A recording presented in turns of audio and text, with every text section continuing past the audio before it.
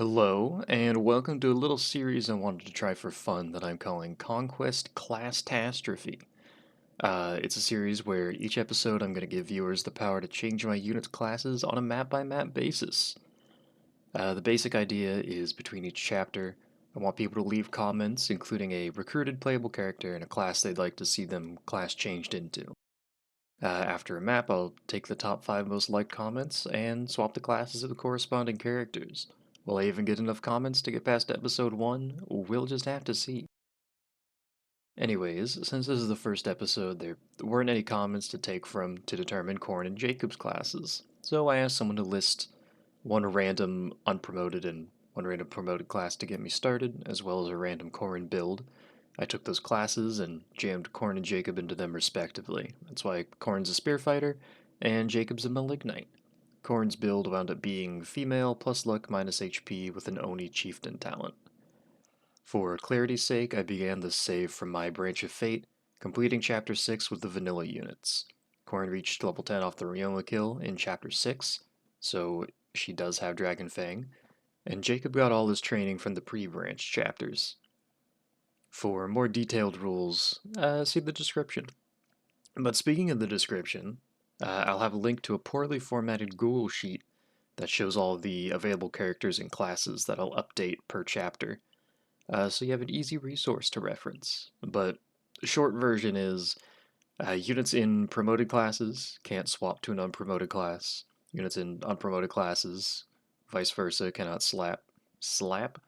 Units in unpromoted classes cannot swap to a promoted class, and both are free to swap to special classes.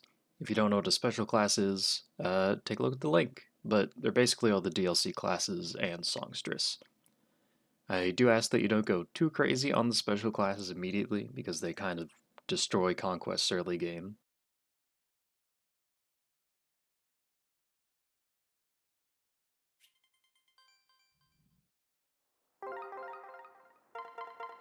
So as for the map, all my preps are on the screen right now.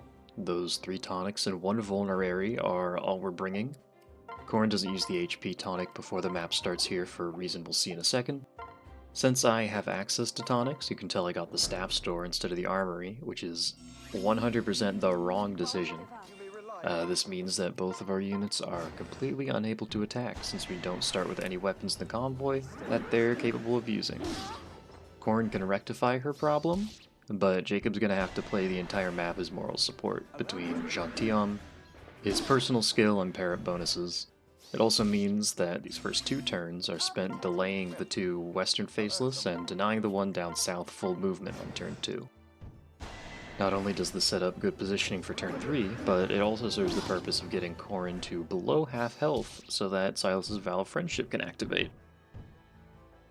Thanks to Jacob's personal skill, the Faceless are far from guaranteed to hit Corrin, and sometimes only one of the 2 Faceless will attack Corrin on turn 1.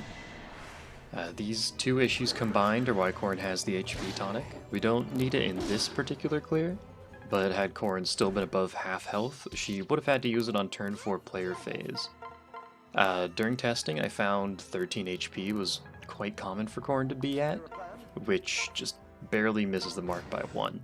So between that and her vulnerary, I'm able to keep Corrin in the right health range, regardless of how many hits she takes.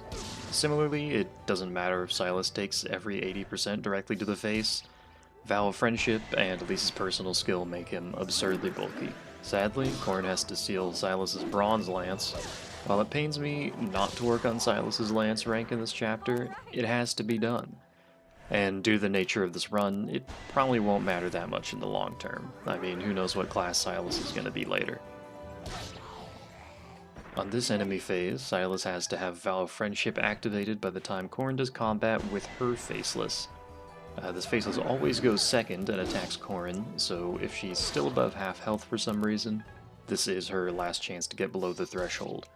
Silas can't take all 3 of these guys without his personal and Lily's poise active.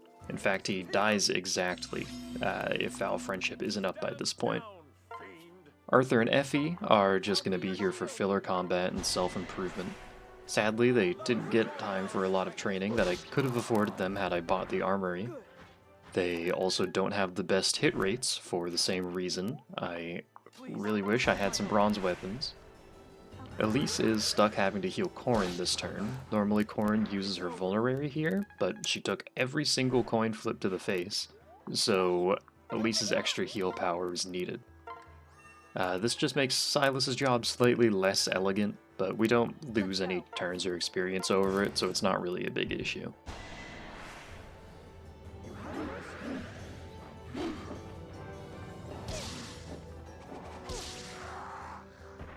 It's over.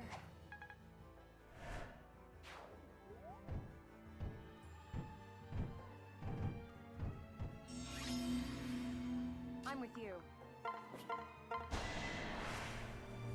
Is there a plan? You're right. All right. So this is what Arthur's really good for. He's Corrin's ticket to a perfect one round on the paired up Faceless, which crucially allows her to dodge rally speed. Effie swaps to Jacob and drops herself downwards to apply both of Jacob's auras to Corrin, which saves her some HP, and Silas is just going to be doing his own thing, two-rounding these Faceless with the help of Elise.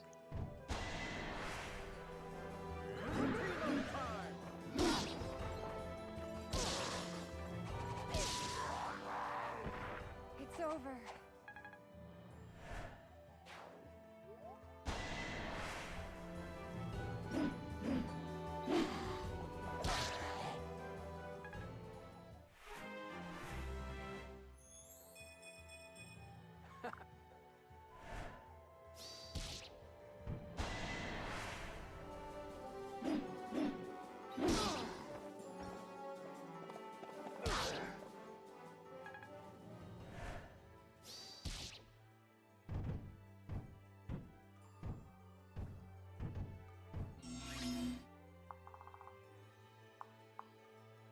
Together we shall prevail.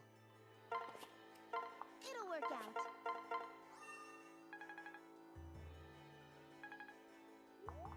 I'll protect you.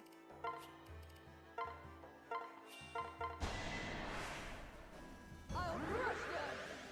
Go! Let me at it!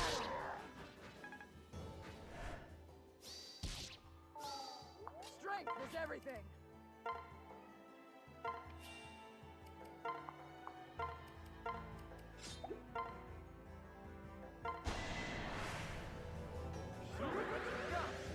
This Faceless kill looks a tad shaky, but the overall chance of success is pretty high, since not all 4 possible attacks need to hit. But this one, on the other hand, really sucks. This is the only attack in the entire map that Arthur absolutely has to hit without any backups being available. And during recording, he missed here 3 times in a row. So, you know, thanks Arthur.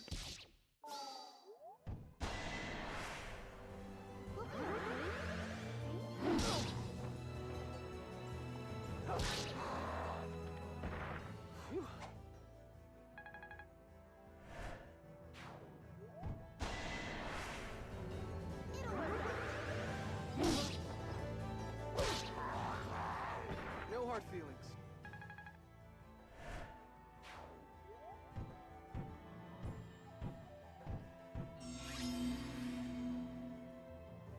This is another rough spot.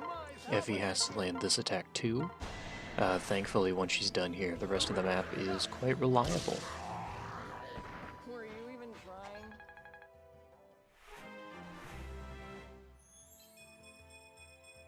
Am I?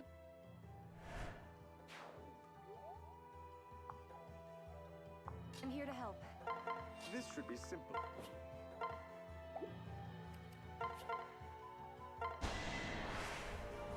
Allow me to join.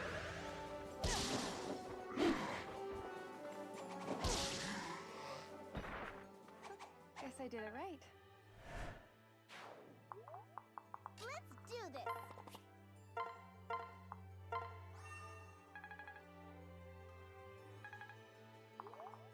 We have no choice.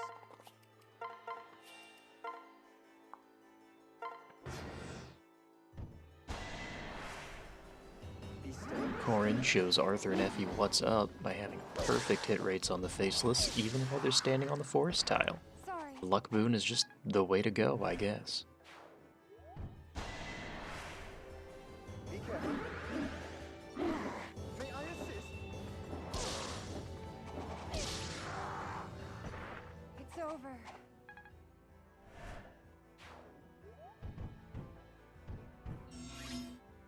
It's team up At this time. point, it's just a matter of letting Arthur and Arthur and Effie clean up the northern faceless while we send Corrin down south.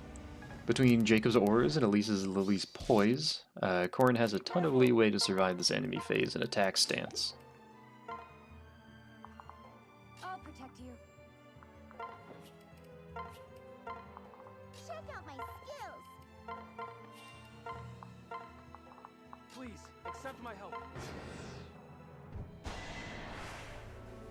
I won't let you down. Leave it to me.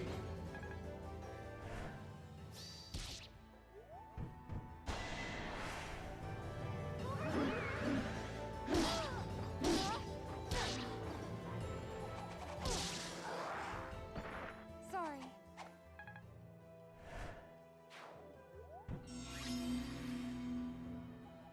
Here, I confuse myself a little bit, so don't mind the stall. There's another version of this turn that fights both the boss and the generic faceless in the south on enemy phase, which I meant to do, but I mixed it up with the one that I have to do when Corrin doesn't have enough HP to survive both. But thankfully I was able to get the same outcome with a little bit of maneuvering. For justice! I'll do my best. Victory is mine! It's all right.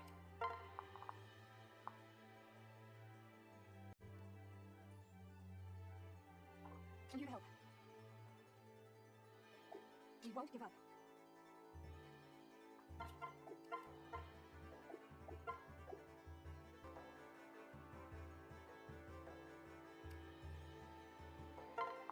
Be steadfast. Hey, don't forget about me. Please, accept my help. You may rely on me. With the chip damage Corrin does to the boss on enemy phase, she just barely gets a level up, landing her Seal Defense. Since the skill activates after combat, it goes off against the boss even though we just learned it. And this allows Silas to grab the kill himself using Corrin's Dual Strike, and without Vow of Friendship if needed too.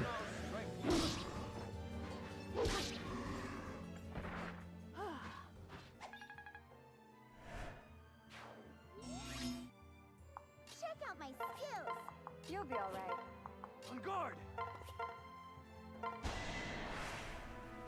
Ready for this? Let me try. Alright, well, that's Chapter 7. Will I regret not making the right decision to train Jacob for those sweet wyvern skills? Probably. But leave your class requests in the comments, and I hope you'll come back next time.